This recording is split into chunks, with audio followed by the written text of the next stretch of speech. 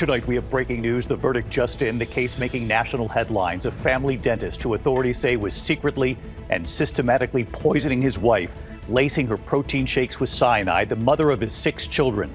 The verdict a short time ago, and you will see the moment in court. Also tonight, the images pouring in, one of the largest earthquakes ever on record. An 8.8, homes shaking. Doctors protecting a cancer patient during surgery, leading to tsunami warnings and alerts from Japan to Hawaii to the west coast of the U.S. And tonight here, what scientists now say we should prepare for.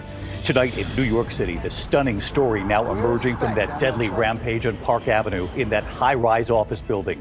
One of the workers who was shot and what he did, crawling through a doorway after being shot and calling several floors up in that building, what he told his coworkers and friends on that call.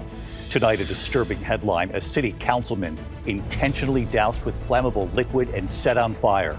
Tonight, with this dangerous heat and the sudden temperature drop soon coming, the Northeast, New York City, now bracing for the potential for dangerous storms and possible flash flooding. So Lee Goldberg is here. He'll time this out.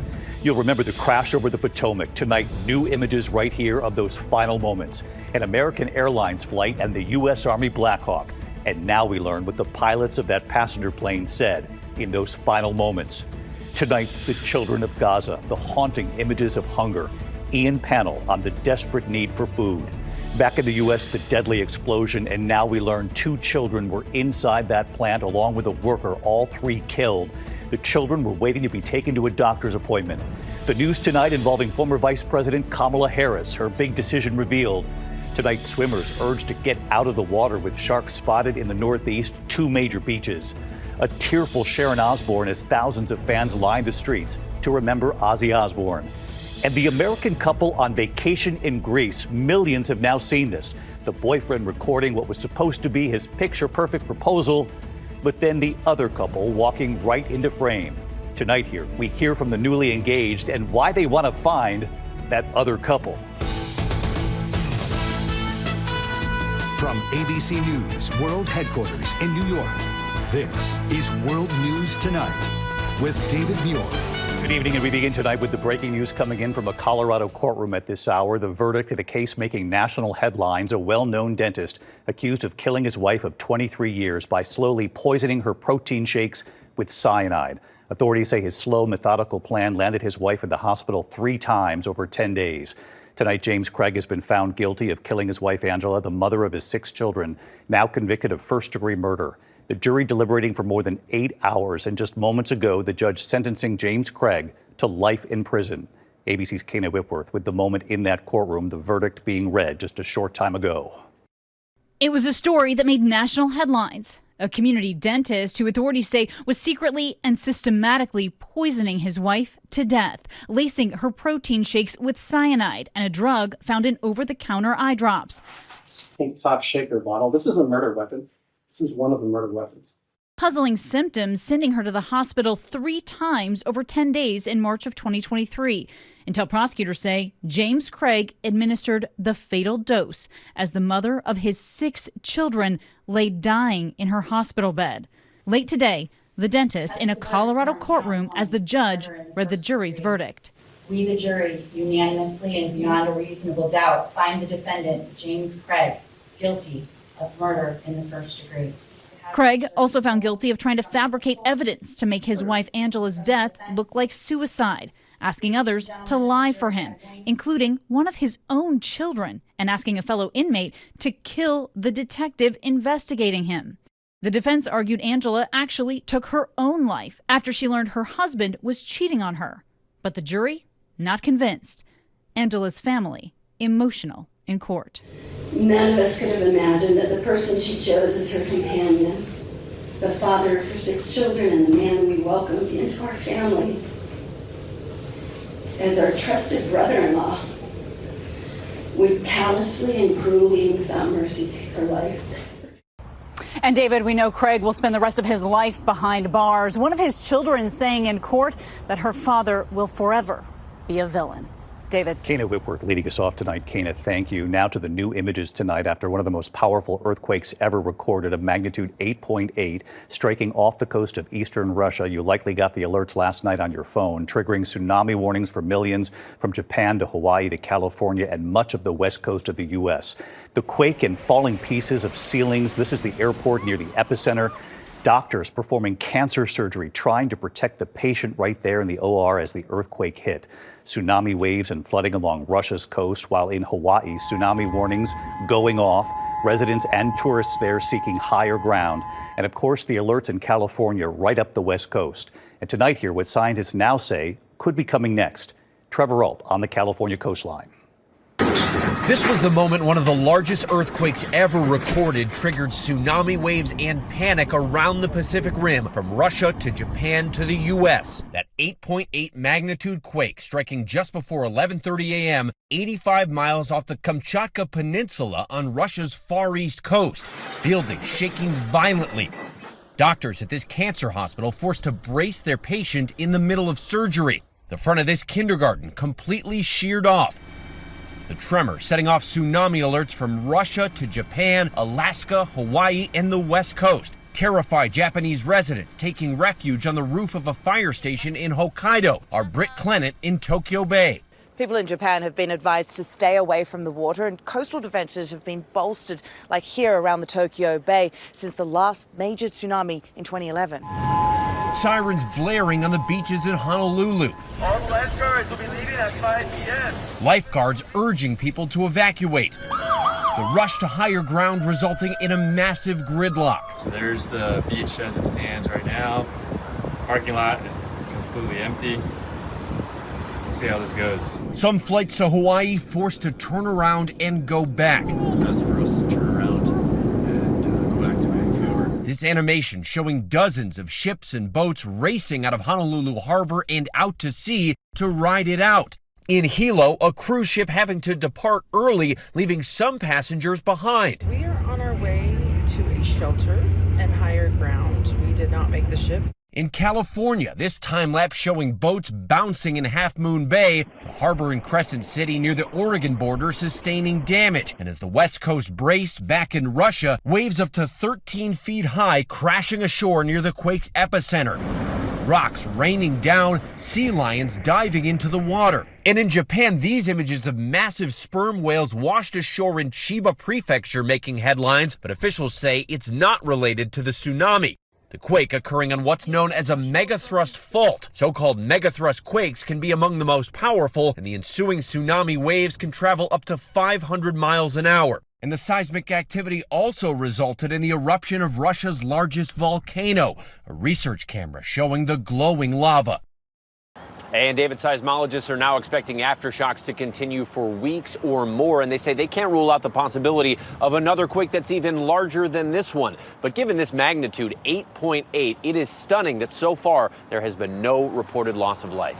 David. That is very true. Trevor Ault tonight. Trevor, thank you. This evening here in New York City, the stunning story now emerging after that deadly rampage on that Park Avenue high-rise building.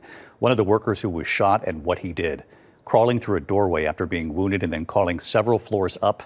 What he told his coworkers, what he told his friends on that call. Here's Aaron Kotursky tonight. Tonight, we're learning about an extraordinary act by one of the workers shot inside this Park Avenue skyscraper. People are just running. The man who worked for the NFL shot by the suspect in the lobby, and instead of calling 911 to get help for himself, authorities say he somehow crawled through a door and called his friends and colleagues several floors up to alert them of the danger headed their way as the suspect headed for the elevators. The worker's one of 5 people shot, the only one to survive. These guys are coming in. Tonight, authorities say that selfless act to call others, to tell them to get to safe rooms, to get to panic rooms, instead of begging for help for himself, makes him a hero.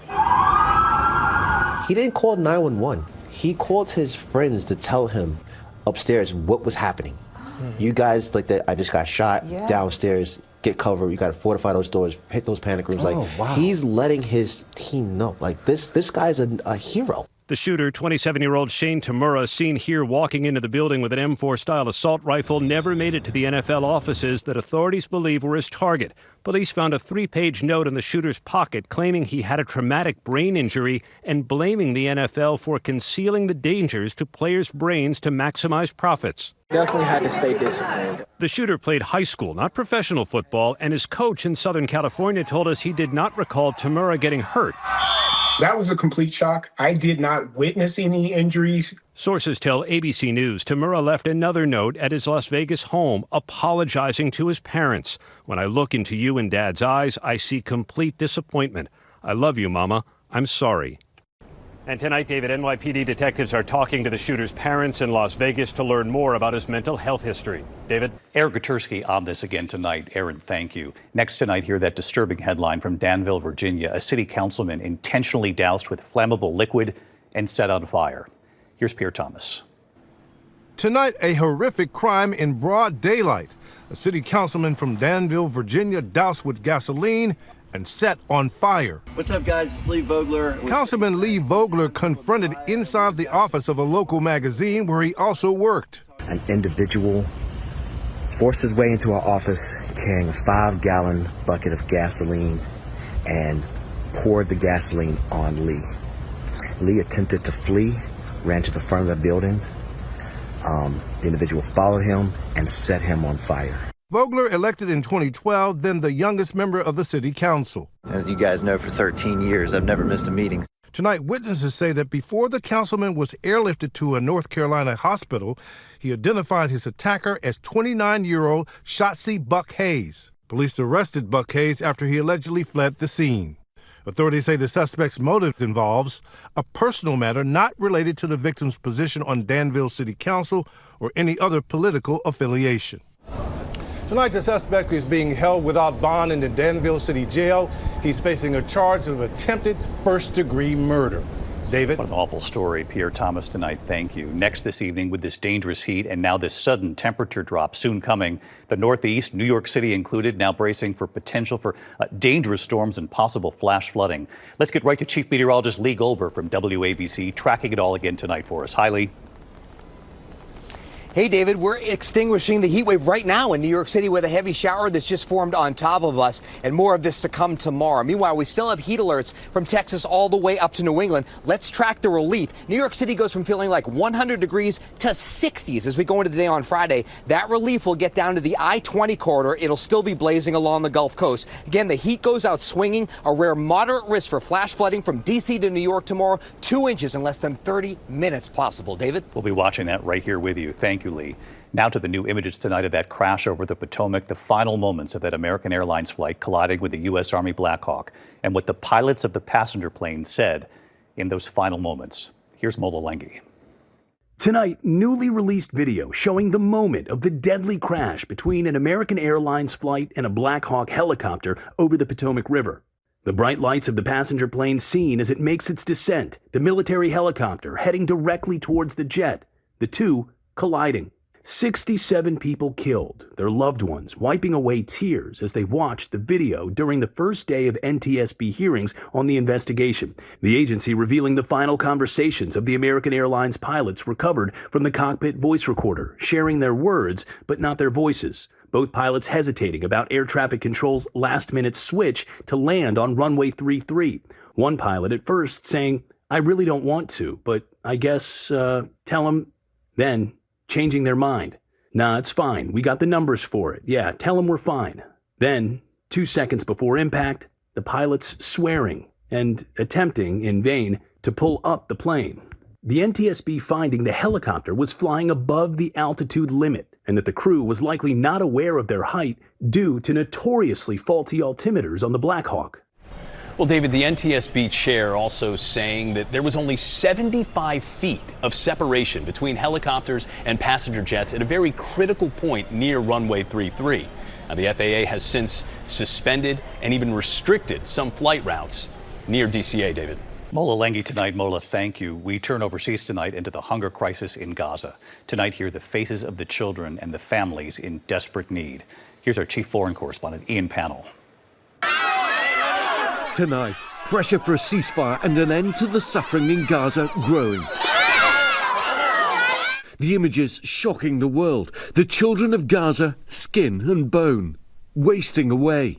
The cruelty of hunger striking the weakest.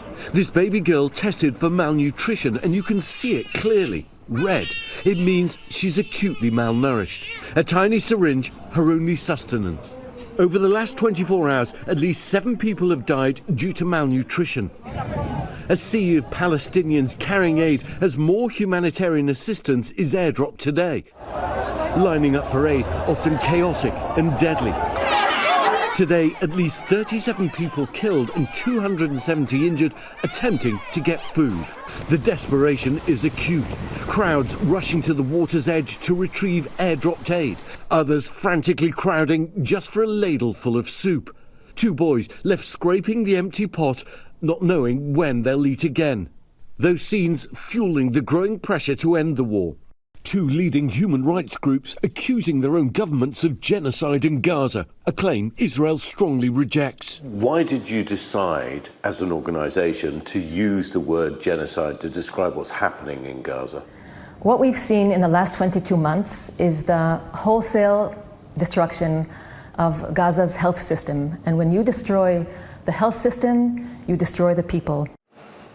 David, momentum for a ceasefire and hostage deal growing. Arab nations calling for Hamas to disarm. And now Steve Witkoff, the special envoy, heading this way for talks. David? Ian Panel with us tonight. Ian, thank you. Back here in the U.S. tonight, a political note. Former Vice President Kamala Harris announcing she will not run for governor of California next year. Harris says she gave serious thought to running for governor of her home state. She now says she will not run. Those close to Harris tonight reportedly saying this decision does now leave open the potential for another presidential run in 2028. When we come back here tonight, the deadly explosion, 2 children and an adult killed, the children waiting to be taken to the doctor's office. Also tonight, a tearful Sharon Osbourne as thousands line the streets. And in the Northeast tonight, swimmers sent from the waters at 2 major beaches. The shark sightings in a moment here. Tonight, we're learning more about that deadly explosion at a plant in Fremont, Nebraska. 2 children and a worker all inside were killed. Authorities say 2 girls were waiting to be taken to a doctor's appointment. When we come back here in the Northeast, sharks spotted near 2 major beaches. Also tonight, the proposal. The boyfriend setting up his camera. They were not expecting this, and they really need your help tonight. To the index tonight, thousands in the UK remembering Ozzy Osbourne. A marching band performing Black Sabbath's Iron Man. His wife Sharon Osbourne, their children Kelly and Jack laying flowers at a memorial. Osbourne died following a battle with Parkinson's. He was 76. Back here at home in the Northeast, shark sightings keeping swimmers out of the water on Long Island. Video showing multiple spinner sharks close to shore near Flying Point Beach in the Hamptons. A potentially more dangerous bull shark spotted right off Fire Island. When we come back here tonight, the proposal, the perfect setting, the beautiful couple, and then it took a turn. You have to see this. ABC World News Tonight with David Muir, sponsored by Aleve. Just one Aleve, up to 12 hours of pain relief. It was the perfect setting for the most romantic proposal until it wasn't. Tonight, it was supposed to be a dream wedding proposal captured on camera. The boyfriend had set up his camera for his proposal, but the couple was not expecting what would happen next. Kevin Arrieta and Natalie Melanie from Miami, dating for 3 years. They were in Greece on vacation. Kevin had picked out the perfect spot to propose, setting up his phone to record. Getting down on one knee at the top of these steps overlooking the ocean.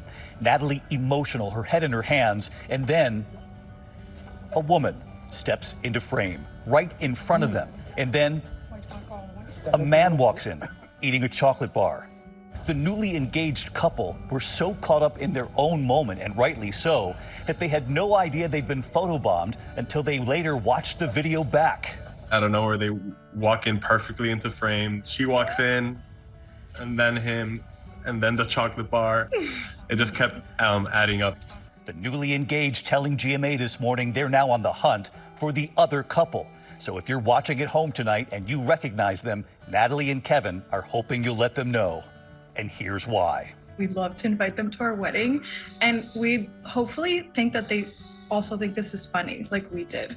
Tonight, the newly engaged couple now back home in Florida and telling us tonight they've shared their video, hoping it will now inspire others to have fun, enjoy every moment, even the ones that are unexpected, including that couple stepping in. We love them and want to thank them for making us laugh forever.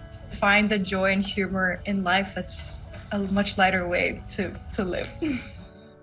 Let's find that other couple, and congrats. Good night. David Muir, the most watched newscast in America.